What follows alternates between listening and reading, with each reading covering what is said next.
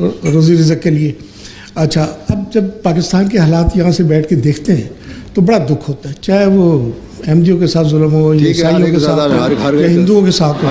آج کل ہر ایک ہندوؤں کے ساتھ کا سوال نہیں, آج کل تو ہر شخص کے ساتھ ہو رہا ہے. ایک مسلمان بھی جو سرکاری اعلان کے مطابق, تعریف کے مطابق جو مسلمان کہتا ہے, وہ جس کو جو مولوی کے پیچھے نماز بھی پڑھتا ہے عام طور پہ, اس مولوی کے پیچھے جس نے گلی میں اور سڑک پہ اوپر فتنہ پھیلایا ہوا ہے, وہ بھی جب گھر سے باہر نکلتا ہے تو اس کو یہ نہیں پتہ کہ میں گھر واپس آؤں گا محفوظ کہ نہیں.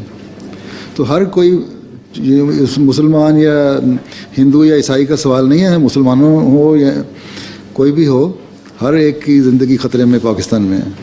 پاکستان میں مساوات ہے, ہاں, لیکن بعضوں سے مساوات نہیں ہے نا.